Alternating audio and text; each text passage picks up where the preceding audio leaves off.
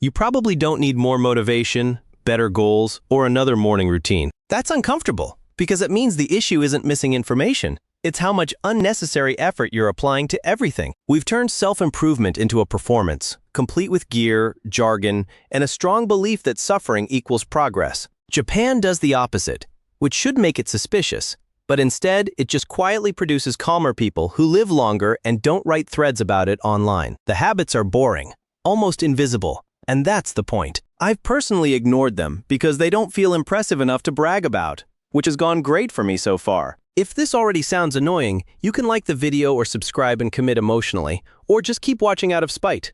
Either way, the strange part is why the smallest habits are the ones you resist the most. Chapter 1. Kaizen.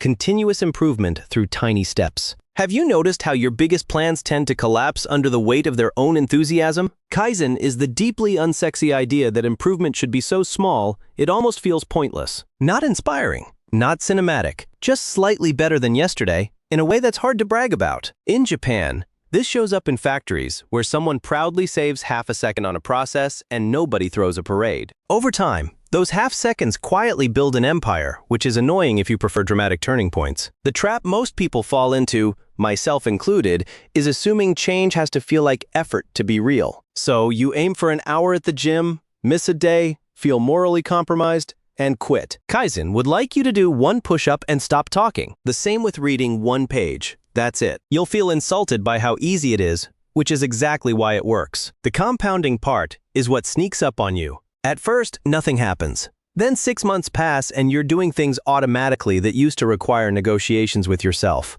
It doesn't feel like transformation. It feels like momentum pretending to be boring. And once you notice that pattern, you start realizing the real problem wasn't motivation at all. Chapter 2. Hara Hachibu, eating until 80% full. Most people don't eat because they're hungry.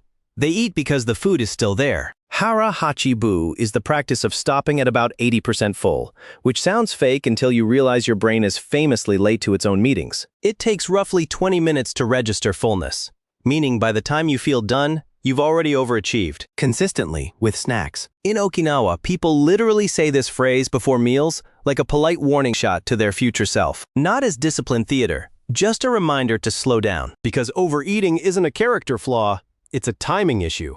Over years, that extra 20% becomes weight, inflammation, and the quiet feeling that your body is working against you. This isn't about restriction or becoming someone who forgets to eat. It's about awareness. Eating slower, putting the fork down, checking in halfway through, and asking if you'd be okay stopping. Your plate does not know your goals, it's just doing its job. Individually, this habit looks small. Collectively, it explains why some populations age like fine pottery, while others age like unrefrigerated dairy. And once you realize how often you're on autopilot here, you start wondering where else that's happening. Chapter 3. Shinrin-yoku, forest bathing for mental and physical health. You know that feeling when your shoulders drop for no clear reason? And you didn't earn it? That's Shinrin-yoku, or forest bathing, which is not hiking, exercise, or productivity disguised as walking. It's just being in nature without turning it into content. In Japan, doctors actually prescribe this, which feels fake until you look at the data. Stress hormones drop, blood pressure lowers, immune function improves. Your nervous system remembers it has a second setting besides on edge. Part of this comes from compounds trees release, which sounds mystical until you remember your body is basically a chemical sponge with opinions. Breathing these in nudges you out of fight or flight and into something closer to rest. The important part is, you don't need a sacred forest or a plane ticket. A park works, a street with trees works. What doesn't work is bringing your phone and pretending you're connecting with nature while checking email. The absence of distraction is the treatment. Slow walking, looking around,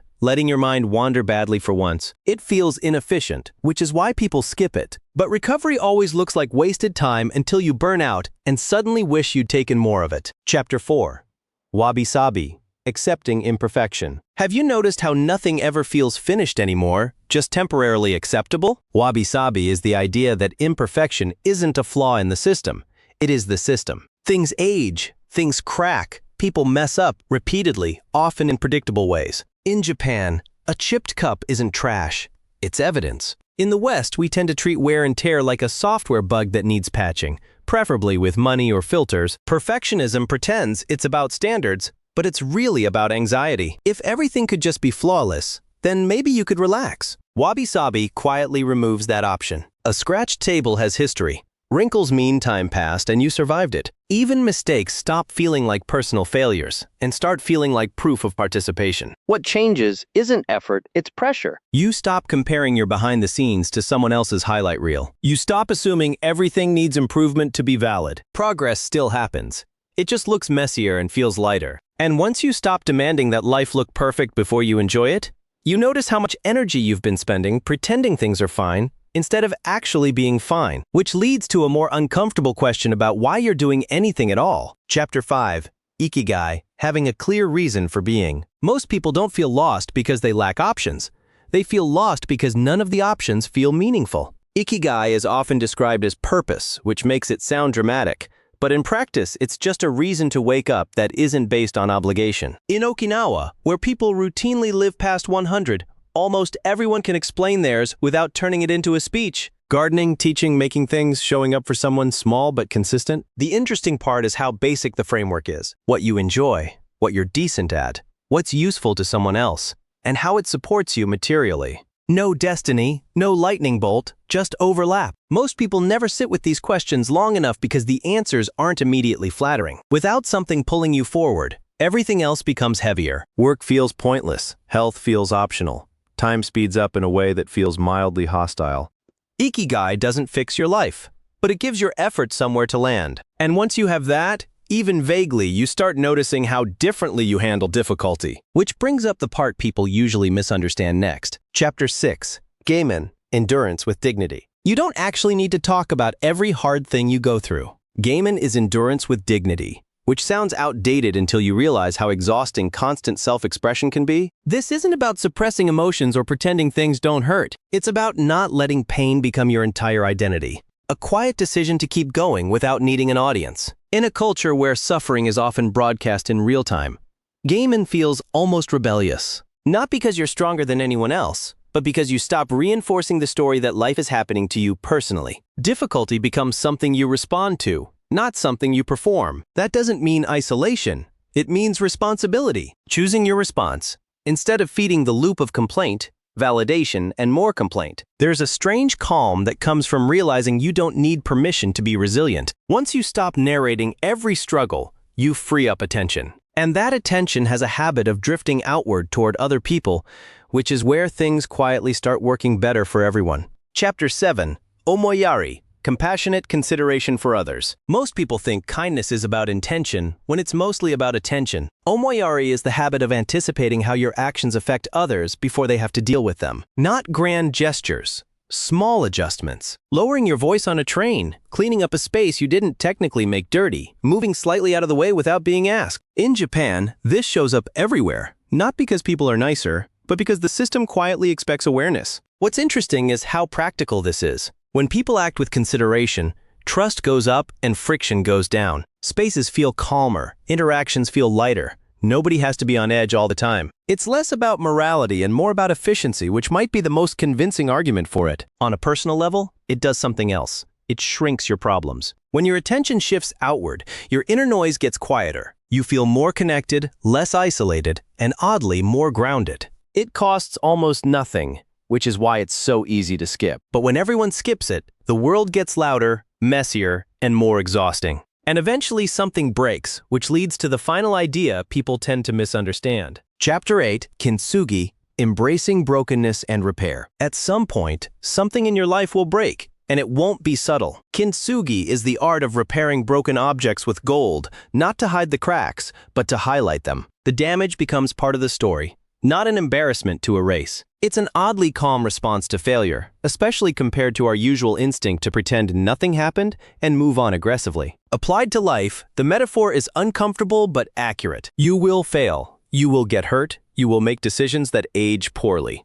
None of that makes you defective. It makes you real. Repair isn't about returning to who you were before. It's about becoming someone slightly different with visible seams. The strongest people aren't the ones who never broke. They're the ones who broke, took inventory, and rebuilt without pretending the damage didn't matter. Those cracks become structure, perspective, depth. Once you stop hiding what broke you, you stop fearing it happening again. And that quiet confidence changes how you move forward, even if you never say it out loud. So at this point, you've probably noticed none of this was about becoming a better version of yourself in any dramatic sense. There's no before and after photo, no personality upgrade. Just a slow accumulation of small decisions that don't feel important while you're making them. Which is inconvenient, because it means you don't get credit until much later.